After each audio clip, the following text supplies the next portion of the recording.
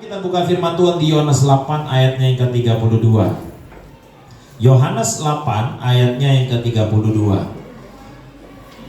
Tadinya saya mau ada baptisan bulan ini tanggal 23, tetapi yang punya tempat baru saja berduka, jadi nanti saya undur ke bulan September ya. Yang punya tempat itu Pak Willy ya, yang biasa khotbah di kita. Itu mama mertuanya baru saja meninggal beberapa hari yang lalu, dan memang mama mertuanya tinggal di situ. Jadi saya pikir kayaknya kurang pas.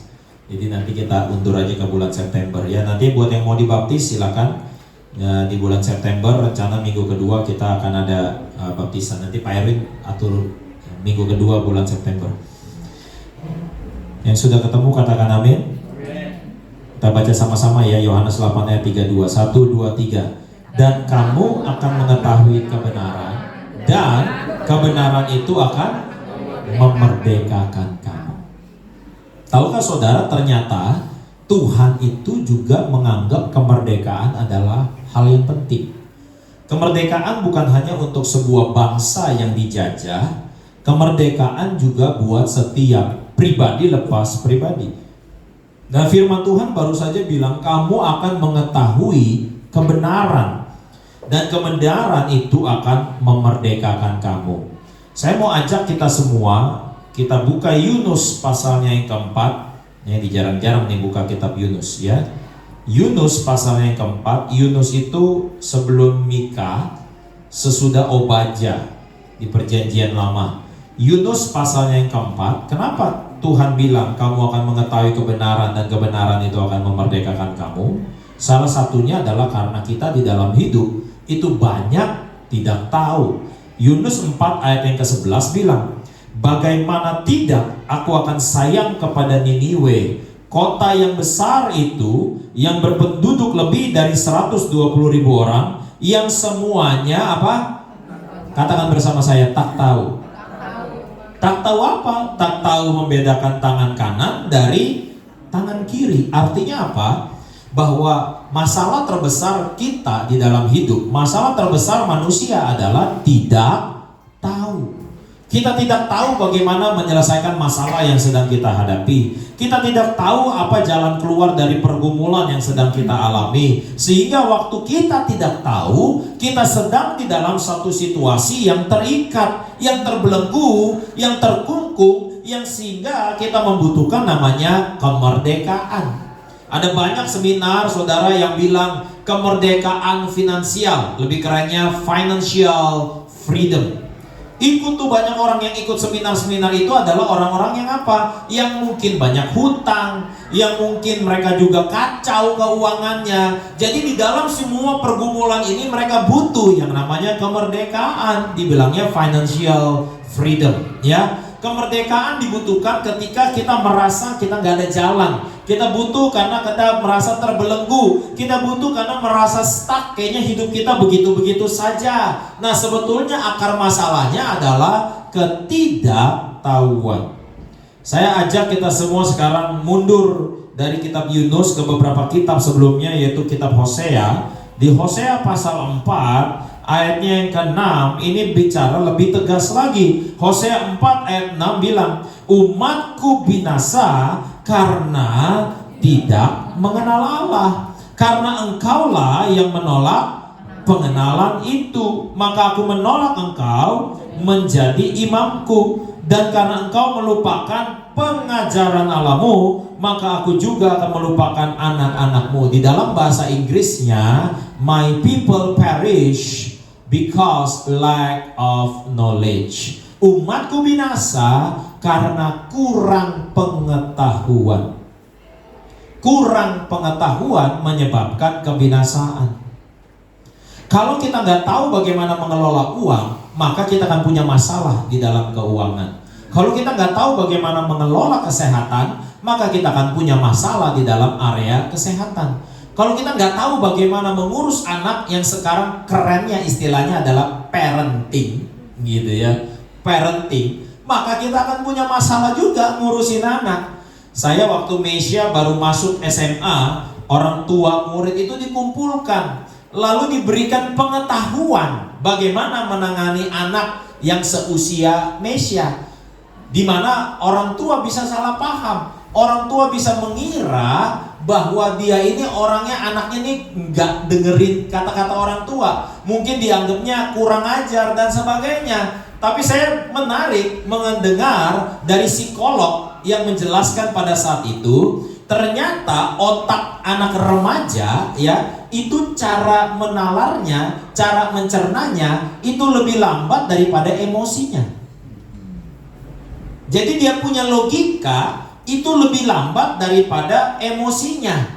Nah, sedangkan kita orang tua nih, yang udah jadi orang tua nih, logikanya udah matang kalau bahasa kerennya gitu. Jadi otak nih kan masih bertumbuh ya, masih berproses ya.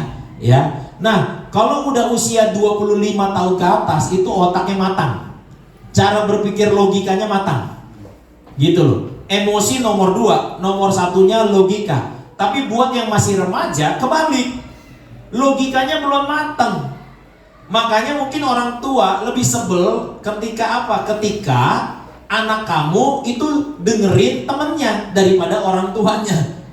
Kenapa? Karena sepantaran, seumuran, dan sama-sama pakai emosi.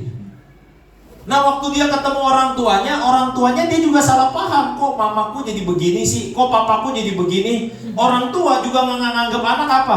Lu kok gak dengerin? Lu kok kurang ajar? Nah, ternyata solusinya apa? Siapa yang salah? Dua-duanya bisa salah. Siapa yang benar?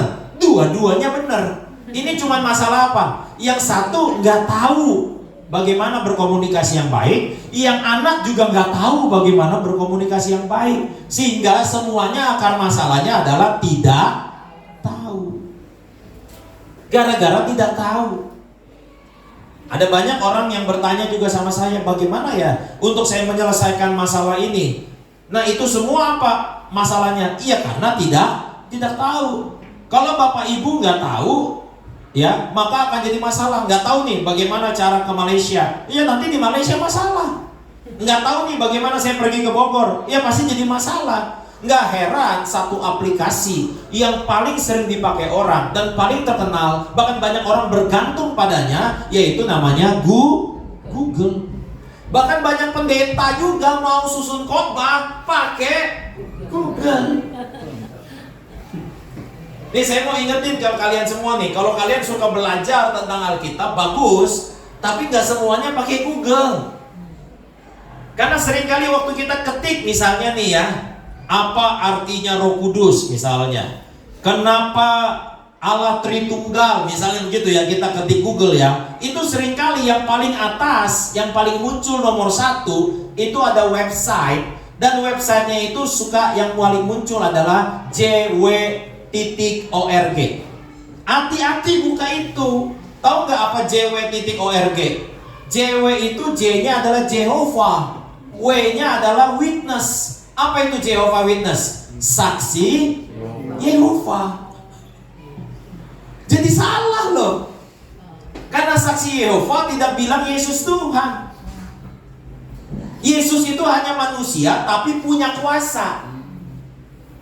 Yang Tuhan siapa? Yehova. Nah, jadi ngaco kan? Nanti pada saat kalian lihat isinya, oh ternyata begini arti Alkitab, yang ngaco. Kenapa? Karena salah klik website. Kenapa salah klik website? Karena belajarnya sama Google. Jadi akhirnya jangan-jangan nanti ada GBI Google. Semuanya pakai Google. Sama kita sekarang cari alamat gimana? Masih ada yang nanya sama tukang ojek? Gak ada. Cari alamat aja apa? Google. Berapa banyak diantara saudara pernah nyasar gara-gara Google? Saya pernah. Masuknya gang sempit, nggak bisa dilewatin mobil. Malah kawan saya bilang, waduh ini kok ke tempat lu, kata lu dekat, cuman 10 menit. Ini gua lihat 3 jam. Saya bilang, lu lihat dulu, lu pilih itu kendaraannya, lu pergi naik mobil, naik motor, naik kereta, atau jalan. Coba kalau Google Map kan ada 4 pilihan kan, ada mobil, ada motor, ada kereta, ada jalan. Gak taunya teman saya kliknya jalan kaki. Ya iyalah jalan kaki jauh. Ya jalan kaki ya jauh, muter lagi. Oh iya kata dia, oh iya. Udah pakai Google juga masih salah. Nggak semuanya bisa di Google. Apalagi anak muda, jangan Google siapa jodoh saya. Kenapa semuanya akhirnya orang pakai Google? Karena kita banyak tidak tahu. Nah, semakin banyak Bapak Ibu nggak tahu, sebesar itulah engkau di dalam belenggu, dan sebesar itulah saudara butuh yang namanya kemerdekaan. Alkitab berkata, kalau kamu mengetahui kebenaran, maka kebenaran itu akan memerdekakan kamu. Enggak semua kebenaran menurut Alkitab sama dengan kebenaran menurut dunia. Tahukah saudara, nih anak-anak muda nih sekarang nih, yang umur-umuran mereka nih, ya, ini target iblis mangsa luar biasa nih. Kenapa? Karena sekarang kebenarannya samar. Kebenarannya dinamakan apa? Relate. Kebenarannya dinamakan apa? Solidaritas. Kebenarannya dinamakan apa? Toleransi. Makanya sekarang di Eropa, di Amerika, itu ada 3 jenis toilet. Yang pertama toilet male, gambarnya cowok, male, cowok, ya. Lalu female, ada gambarnya cewek. Lalu ada gambarnya netral, ditulisnya transgender. Siapa di sini yang netral? Bertobat. Iya. Dulu saya waktu SMA, kan SMA saya sekolah cowok semua kan. Ada 3 yang begitu. Tiap kali dia tulis rapot, tulis ada jenis kelamin, dia bingung mau coretnya yang mana. Kan coret kan antara L garis miring P. Dia tanya lagi ke saya, gue yang mana ya? Saya tabok lah. Sadar lo, saya bilang. Menurut data GBI, LGBT di Bekasi itu 4.000 orang. Di Bekasi loh. Di Jakarta lebih banyak. Lah baru-baru ini yang digerebek di Puncak, itu nggak ada loh yang tampangnya kayak banci. Tampangnya bapak-bapak normal. Saya yakin lah di GB Live nggak ada. Roh-roh LGBT keluar dalam nama Yesus. Iya, itu tampangnya kayak bapak-bapak normal. Coba saudara baca berita-berita yang LGBT, lihat ya, yang kena gerebek-gerebek tuh ya, itu tampangnya bapak-bapak normal. Nggak ada yang kayak gemulai-gemulai, nggak ada. Saya juga gila juga ya. Itu akhirnya jadi kayak normal. Kalau di luar negeri, bahkan mereka punya bendera sendiri. Apa warnanya? Pelangi. Iya, jadi kalau di Instagram, di Facebook, kayak ada orang tulis bio terus kasih gambar pelangi, itu udah identitas. Udah dianggap biasa. Kita nggak bisa bilang itu dosa lagi katanya, tapi itu apa? Ya gimana katanya?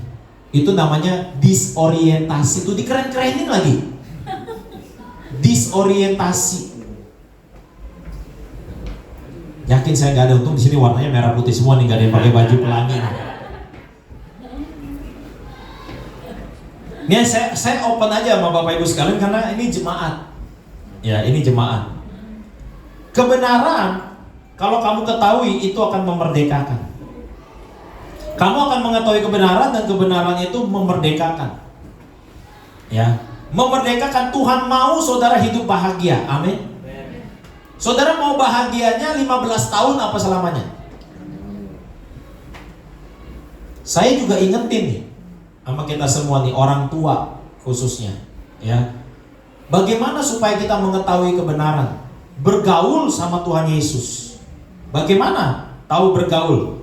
Saya bacakan di dalam bahasa Inggris versi The Message, ya, di dalam Yohanes 8 ayat 32 itu. Dia bilang begini, if you stick with this, living out what I tell you, you are my disciple for sure. Then you will experience for yourself the truth, and the truth will free you. Jadi bagaimana kebenaran itu memerdekakan kita? Bagaimana supaya kita mengetahui kebenaran itu? Alkitab bilang di dalam bahasa Inggris versi The Message, dengan kita ngalamin hari demi hari, dengan kita bergaul sama Tuhan Yesus hari demi hari. Ada lagu sekolah minggu bilang apa? baca kitab suci, doa tiap hari kalau mau tumbuh. Nggak ada ilmu lain. Kita nggak perlu tuh datang KKR tiap hari, nggak perlu. Sehebat-hebatnya khotbah saya, sebagus-bagusnya khotbah saya, nggak lebih berguna ketimbang saudara baca kitab suci dan doa tiap hari. Saya minta kita semua, kalau kalian ngaku sebagai jemaat GB Life, nggak ada pilihan lain. Baca kitab suci tiap hari, doa tiap hari. Di situ baru kamu akan mengetahui kebenaran. Dan kebenaran itu akan memerdekakan kamu. Gak usah jauh-jauh. Ini baru-baru ini yang paling terkenal, yang lagi heboh, viral di mana-mana kan, yang ngomongin keuangan tuh namanya Timothy Ronald. Itu Timothy Ronald ngomong di salah satu podcastnya. Tahu gak bacaan apa yang paling sering dia baca sehingga dia merasa dia punya ilmu tentang keuangan bagus? Tahu bacaannya apa yang paling sering dia baca? Kitab Amsal. Ditanya kenapa dia baca kitab Amsal? Karena yang nulis Amsal itu orang paling kaya bahkan sampai hari ini. Siapa yang nulis Amsal? Salomo. Salomo itu ditaksir kekayaannya, dihitung pakai mata uang sekarang. Sampai hari ini Salomo belum ada yang mengalahkan kekayaannya. Saya pernah dengar satu khotbah hamba Tuhan yang lain juga di Amerika. Ya, dia menjadi kaya luar biasa juga di Amerika. Lalu ditanya apa rahasianya? Kamu bisa kaya? Tahu dia bilang apa? Saya baca kitab Amsal tiap hari. Saya yakin betul kalau saudara mempercayai bahwa Alkitab adalah firman Allah. Alkitab bukan hanya sekedar buku agama. Kalau Alkitab adalah firman Allah, maka firman Tuhan ini akan menuntun saudara dalam setiap kehidupan saudara. Dia akan tuntun saudara di dalam segala kebenaran saudara. Termasuk di dalam pernikahan, termasuk di dalam masa muda kita, termasuk di dalam nanti masa tua kita, termasuk di dalam kesehatan kita. Semuanya udah tertulis di dalam Alkitab. Kalau kita yang ini kita lakukan, baca kitab suci, doa tiap hari, kita bukan hanya bertumbuh, kita pasti berbuah. Dan di pohon yang kita tumbuh lebat bagaikan pohon beringin, akan ada banyak burung-burung yang mau berteduh. Artinya apa? Kehidupan kita jadi berkat buat banyak orang saudara. Ini kalau mau belajar, semuanya ada di Alkitab Bapak Ibu sekalian. Kamu akan mengetahui kebenaran, dan kebenaran itu akan memerdekakan kamu. Kenapa? Makanya kalau mau merit, saya bikin konseling pranikah. Saya ajarkan firman Tuhan buat semua yang mau menikah. Emang lu pikir nikah cuma sekedar yes I do? Ini anak-anak muda yang mau nikah, ada istilah, oh sekarang mah child free, gak perlu punya anak. Ntar kalau salah satu pasangan lu udah meninggal, baru lu mikir ternyata gak punya anak, kesepian ya. Child free. Tuhan bilang kepada kita, berkembang biaklah, penuhilah bumi. Kan keren kayaknya child free. Keren iya nih. Anak-anak muda nih, era-era mereka nih. Wah gak apa-apa kak, saya gak usah nikah sama yang gak percaya Yesus. So, nikah yang mau percaya Yesus aja rumah tangga bisa berantakan, apalagi yang gak percaya Yesus. Lu nikah tuh sama yang agama A, yang ngakuin apa? Bisa poligami. Wah selesai. Ini bukan saya benci antar agama, bukan. Bukan. Nikah itu dua budaya jadi satu. Lah saya pernah konselingin orang mau bercerai cuma gara-gara odol. Cuma gara-gara odol. Yang satu didikan Belanda, pencetnya dari bawah, rapi sampai odolnya habis. Yang satu orang Sunda, sebodoh aja lah, mau dari atas kayak dipencet, mau dari tengah kayak, mau dari bawah kayak. Yang didikan Belanda tiap kali mau ambil odol, males liatnya berantakan. Berantem mulut, berantem terus, cerai. Emang gara-gara odol. Ada lagi dulu saya konselingin gara-gara upil. Iya. Si laki nih, ini pacarannya 9 tahun tuh, nikahnya cuma 3 bulan. Gara-gara pas pacaran dia pikir berubahlah kebiasaan ngupilnya. Jadi dia kebiasaan tuh ngupil, habis ngupil disetil. Iya. Nah istrinya malu tiap kali apa? Pergi kondangan kalau lagi ngantri makan. Baru di nasi nih, habis nasi kan biasa urutan mie goreng tuh. Benar gak? Habis itu capcay. Habis itu ayam goreng mentega. Ujungnya apa? Kerupuk, gak ada tahu deh, udah biasa nih. Cari makannya kondangan. Wenang udah diberkati Tuhan ya kan. Makannya di Bali sekarang. Keren. Udah banyak cuannya ya kan. Rekta 10.000 nih. Itu gara-gara upil doang. Ini yang pada mau merit. Ayo. Betul cinta sih, cinta, sayang. Kalau dia gak sayang sama Yesus kamu, dia gak akan lebih sayang kamu. Percaya deh. Percaya. Saya juga ada kok yang saya berkati pernikahan gagal. Ada. Tapi saya kan udah wanti-wanti ke pasangan itu. Kayaknya kalian belum pantas married, saya bilang. Paksain. Saya kasih skor 1 bulan. 1 bulan gak ada konseling. Lu mikir berdua, saya bilang. Lu berdua belum pantas. Maksain. Ya udah saya berkati juga. Cerai. Emang pikir cerai gampang? Cerai pakai uang. Minimal pengadilan 15 juta. Mending 15 jutanya. Historinya. Ketemu aja di mall. Tuh mantan mertua gue tuh. Jadi mumpung nih yang belum. Bukan saya bilang cerai itu kiamat akhir segalanya, enggak. Tuhan itu benci perceraian, tapi Tuhan mengasihi orang yang bercerai. Cuman saya mau ingetin ke kita semuanya, apalagi yang muda-muda. Kamu harus tahu kebenaran supaya kebenaran itu memerdekakan kamu. Kamu harus mengetahui kebenaran. Belum yang masa tua. Semua kita nggak akan menghindari yang namanya tua. Lu mau pakai skincare sebagus apapun, pasti tua. Bilang kanan kirinya, kamu ditakdirkan tua. Iya benar. Udahlah nggak usah menghindari mau pakai skincare kayak pakai stem cell kayak.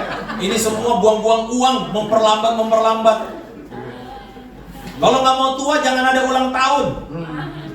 Nggak usah tiup lilin lain kali ulang tahun ya kan. Sekarang boleh gagah, makanya justru selagi gagah kasih hidupmu buat Tuhan. Selagi masih cantik kasih hidupmu buat Tuhan. Jangan nanti udah sisa baru kasih Tuhan. Tuhan ini sisa hidupku. Kata Tuhan, udah gak bisa gue pakai. Sisa hidupku. Makanya saya sejak muda saya pakai buat melayani Tuhan. Saya kadang-kadang ya sebetulnya Bapak Ibu sekalian ya, ini kan banyak yang dari kita kan udah ikut saya lama kan. Dari mulai saya masih susah, saya baru married sama istri. Kan sebetulnya Bapak Ibu bisa lihatlah hidup saya, keluarga saya. Bagaimana Tuhan berkati secara keuangan, bagaimana Tuhan berkati secara keluarga. Sebetulnya kan gak ada resep yang aneh-aneh. Ini doang nih, baca kitab suci, doa tiap hari kalau mau. Tuh, ini dulu sekolah minggu nih, masih kecil-kecilnya semua. Kan banyak dari kalian dulu saya ngajar sekolah minggunya. Masa gak dengerin sih? Udah berapa tahun tahu saya? Udah berapa tahun dengerin saya? Dari mulai saya cuma naik motor. Dari dulu saya tuh di tempat jualan mobil bekas tuh, ada mobil Daihatsu Espas harga 85 juta, saya bawa ke pokok doa sama istri, kita berdoa cuma untuk dapat Daihatsu Espas. Siapa yang nyangka sekarang malah gue jualan mobil? Kalau Tuhan mau berkati, gitu doang, simple, selesai. Kayak tadi saya udah titip lagu sama pemusik tuh. Ada minggu lalu saya khotbah di gereja di Bogor kan. Ih bagus juga lagunya.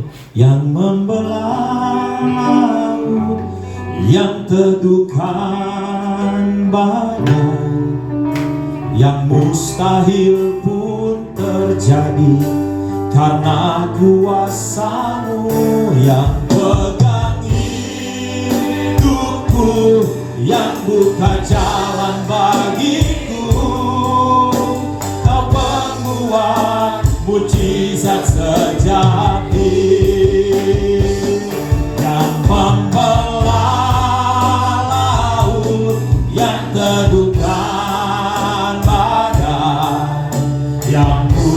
mustahil pun terjadi, karena kuasa-Mu yang pegang hidupku, yang buka jalan bagiku. Kau pembuat mujizat sejati. Udahlah, kita udah tahu kok, Dia yang bisa belah laut, Dia yang bisa tentukan badai. Gak ada yang mustahil bagi Dia. Masa perlu dibuktiin lagi sih? Tuhan mau ingetin nih di hari kemerdekaan ini, masih banyak ke depan yang kita gak tahu. Emang saudara pikir saya juga gak punya masalah? Banyak masalah saya juga. Tapi tiap kali saya gak tahu, saya baca Alkitab. Tuhan, gua gak tahu nih, boleh gak kasih pewahyuannya Tuhan? Enggak langsung Tuhan jawab juga. Tapi nanti Tuhan kasih saya rema. Iya ya, kok gue gak kepikiran? Kok gue gak kepikiran? Kan yang jadi problem kita itu doang kan? Kita belum kepikiran. Ini ngurusin anak kayak gini gimana ya? Ini gimana ya masa muda gue ya? Ini anak-anak yang mau lulus SMA juga bingung. Gue ambil jurusan apa ya? Gue mesti gimana ya? Yang udah lulus kuliahnya bingung gue mau kerja apa ya? Itu semua tuh nggak tahu. Semakin banyak kita nggak tahu, semakin kita harus makin dekat sama Tuhan. Biar Tuhan kasih tahu, biar Tuhan tunjukin jalannya. Oh ternyata begini, oh ternyata begitu. Siapa yang nyangka? Saya lulusan teologi, tahu-tahu ambil marketing, tahu-tahu jadi seperti ini. Semua pada bilang hebat. Kalau saya pikir, saya ngerentungin hidup saya ya, oh iya bener loh. Kuncinya cuma satu, jalan terus sama Yesus. Baca nih Alkitab.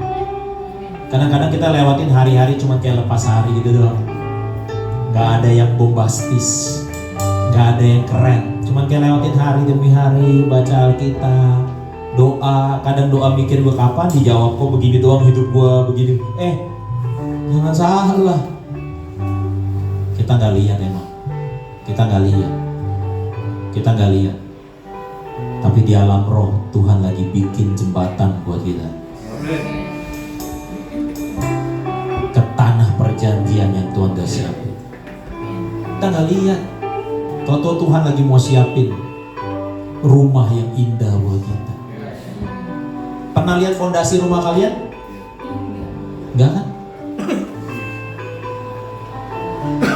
Tapi rumah itu kokoh enggaknya dinilai dari mana? Fondasi.